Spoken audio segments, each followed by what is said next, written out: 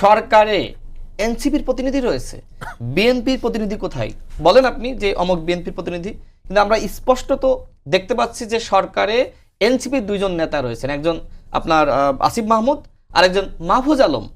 এমনকি এনসিপির নেতারা প্রত্যেকটা জেলায় বিভিন্ন সেক্টরে দপ্তরে তারা কিন্তু দায়িত্ব পালন করছে। তার মানে কি? তার মানে এই সরকারটা যদি আপনি বিবেচনা করেন যে এনসিপির সাথে ঘনিষ্ঠতা রয়েছে, আমি বলছি না এনসিপিকে আমি কিংস পার্টি বলতে চাই না, তবে তাদের সাথে ঘনিষ্ঠতা রয়েছে। এবং উপদেষ্টারা, প্রধান উপদেষ্টা সহ স্বয়ং অন্য উপদেষ্টারা বলেছেন যে আমাদেরকে নিয়োগ দিয়েছে কারা? ছাত্ররা। এখন ছাত্ররা বলতে কারা?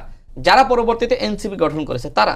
তার মানে এই উপদেষ্টাদের কৃতজ্ঞতা বলেন বা দায়বদ্ধতা বলেন কাদের প্রতি বেশি থাকবে? বিএনপির প্রতি নাকি এনসিপির প্রতি নাকি গণ অধিকার পরিষদের প্রতি? এনসিপির প্রতি। কমন হিসাব, আপনি সহজে আসেন। ঠিক আছে, এই যে আপনি সরকারের ক্রিমটা ভোগ করছেন, স্বীকার করতে সমস্যা কি?